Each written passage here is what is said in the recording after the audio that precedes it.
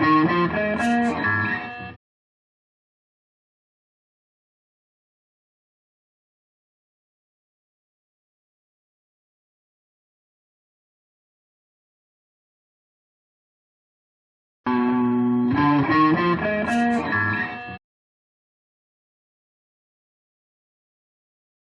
going on? Oh, he got his hair cut. Yes, well, there's only one problem. What's the problem? Well, Rocky, come on.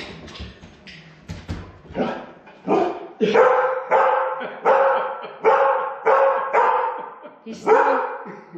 This is not going to go well. Hey. The other problem is, you know, Rocky weighs like 60 pounds, right? Yeah. So when I picked up Rocky, I got this. So this is Rocky now. He looks impressed. He looks very happy. Actually, this one may be pretty good. All right, Harry. Go, Harry, go! Oh, they're off.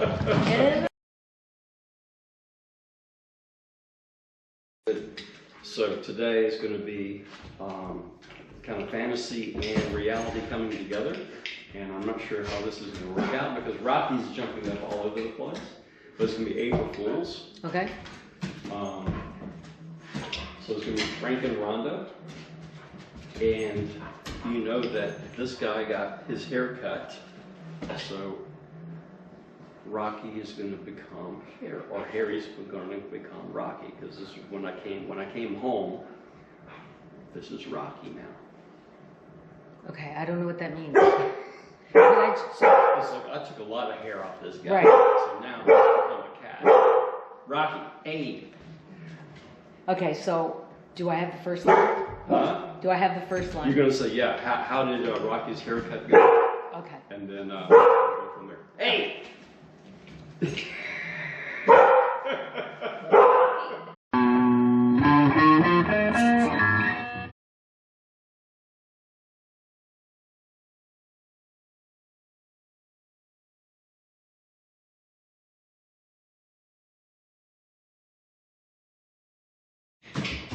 So,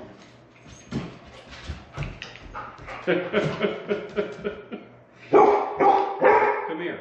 This side, over here. So April 11th is actually National Pet Appreciation Day. Okay. So, these guys have helped me out over the last year and a half. And we have Harry and we have Rocky. They're very jealous with each other. But anyway, this is just a pet day. Go get a pet. They're your best friends.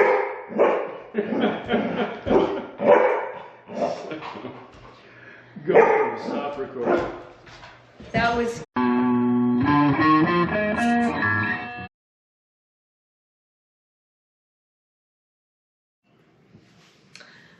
Brent, thought we'd talk a bit today about the videos. Can you tell me when you started and why you started filming the videos? I started doing these videos about a year ago. I've always known that throughout my life is the best medicine is always comedy. You always have to laugh or make somebody laugh, make their day. And it's always been important to me.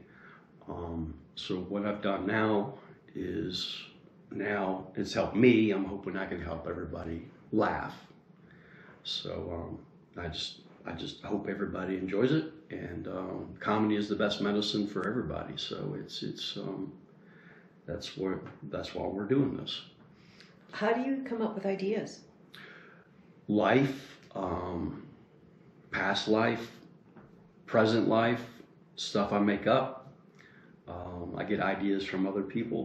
They'll tell me and I'll twist it because Rhonda will bring an idea and she thinks she knows what's going on, but there's a little twist at the end that she's not expecting. So I try to trip her up as much as I can. So yeah, it's sitting at a red light and something happens next to you in a car and you're like, okay, well that could be something. So that's basically how the ideas come to be. And it's stuff I remember from my past, from when I was a boy, when I was a young man, and even now. Do Rocky and Harry give you some good Always. comedy tips? Always. Well, one, they chase each other around all the time. The bed when we go to sleep is interesting. It's a zoo at night. And it's just stuff he plays in. Well, we have snow on the ground. He likes playing in the snow too. So hopefully I'll be shooting. I forgot to take the camera out today, but he didn't roll on the snow like he did this whole week. But anyway, I'll take the camera out tomorrow. But they are a constant material for videos. Even if they're not in it, whatever they do, I may change it to have humans as opposed to pets. So they're doing stuff all the time. Hey, Brent, what are you doing for the big football game? Well, I made some chili. I'm gonna have some couple people over. My son and his girlfriend will be over at least. So I made some chili, and then be going to the grocery store tomorrow. So they have made their list of stuff that they want for the game. But more importantly, Rocky and I love baseball.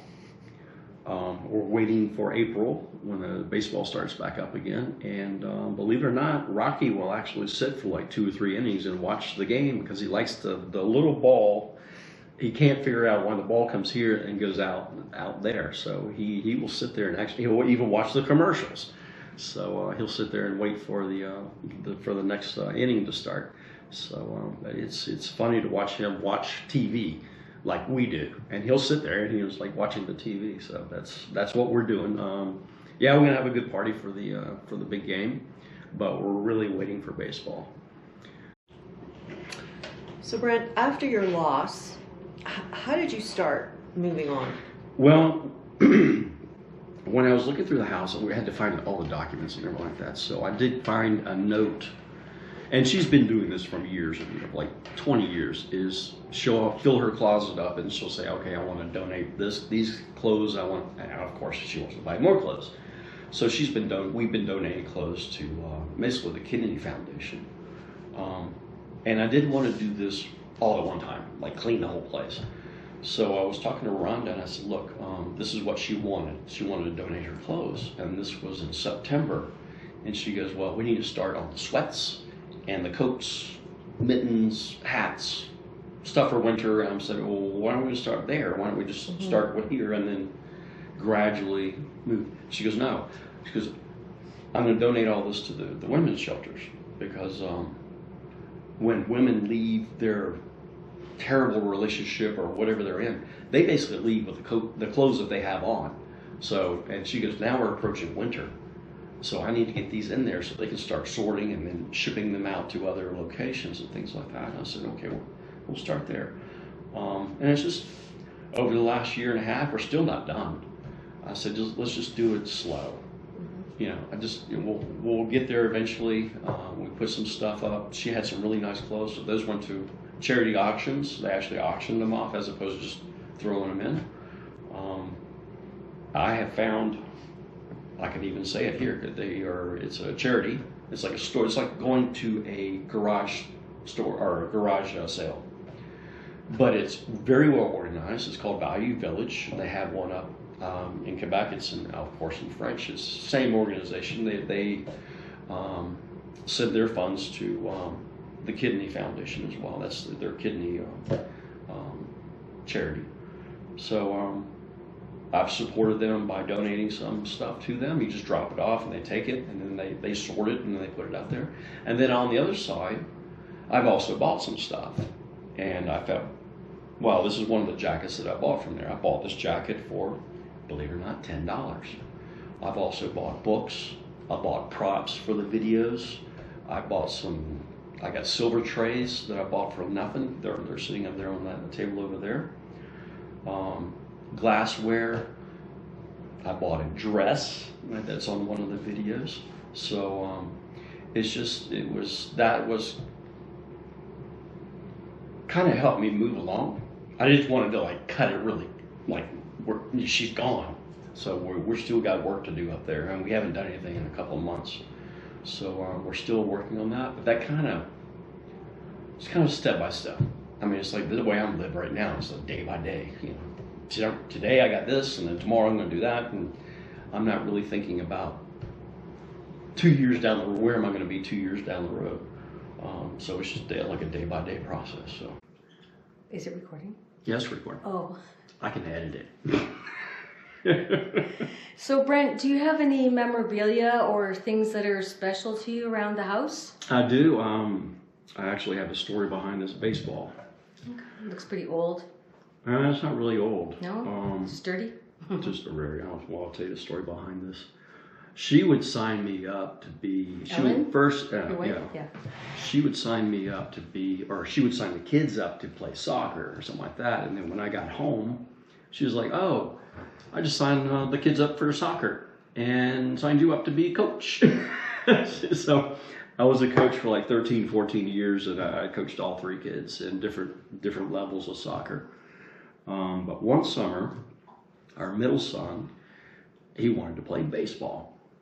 And she goes, I signed him up for baseball and signed you up to be a coach. She goes, you played baseball before? And I said, I haven't played baseball since I was 6. I watch a lot of baseball, but I haven't played since I was 6 years old. So where this ball comes from is we were at bat, and the pitch came in, and I was coaching first base. And this ball comes whizzing, and I have a baseball hat on. I don't have a helmet. This ball comes whizzing right at my head. I duck. The thing goes over my head, and it lands in the mud. So I said, go get, I got extra baseballs in the bag. Go get a brand new ball. Right. So I went and fished this out of the mud. So I brought it home. This has a brother or a sister that you may think of. I have a lot of signed baseballs, but there's one that I cherish. And at the end of the season, I had the whole team sign the baseball. So this is my favorite baseball. Oh, that's cute. So nice. But it was worth it. It was all worth it. I had a blast. So even though she drove me crazy when I would come home, she was like, you're the coach. And I'm like, okay, just tell me when I need to go. So.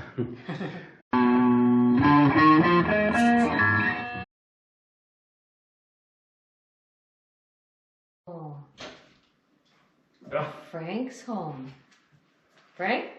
Yes. What a trip on the train. Did you have a good time? No. Why? The train was packed. Oh, was it? And I don't know, when I got on the train, I got on my seat and I went to my seat, and this guy had, I don't know, he had a laptop over here, he had pages over here, files laying all over the place, and there was a printer sitting in my seat. I'm like, I'd like to sit down. So yeah. Anyway, it turned out to be a nice guy, but the overhead was all full. I had to put my luggage somewhere else, and the stuff that Oh my gosh. Everything was a mess. But it was after I actually got to sit down, it was a good train ride down. Good. And he was a nice guy, but it was like he worked for like a secret agent for the government or something. I don't know. He had all kinds of stuff going on.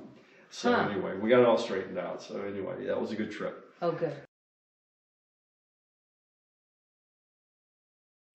So this one is about the train ride that I came from Montreal, when I came back from Montreal.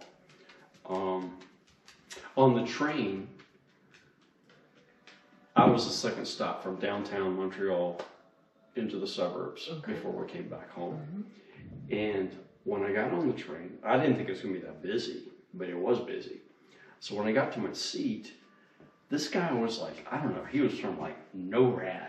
He had a printer in my seat. He had all of his documents. He was doing some work, on the train and stuff like that. But he had a printer sitting in my seat. And even in the overhead, because I had bought some cookies and I bought a cake to bring back home. Even the overhead I couldn't even put my luggage. I had to take it back into the storage over there. But I put the cookies and the cake up there. What was kind of funny was, I don't know what bag he had, something rolled. So by the time I closed the door, the cookies and the cake had fallen into my chair on top of his printer. Cookies were like everywhere.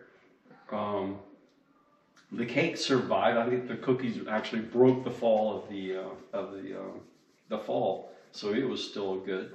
But the cookies were everywhere, so I picked up all the cookies, turned his printer over him, said, "Here's your printer. I want to sit here." So, but then this is going to be that trip. So I'm going to be coming home, and I'm going to tell you the story of what's happened. Okay. So you ready? Yeah. All right.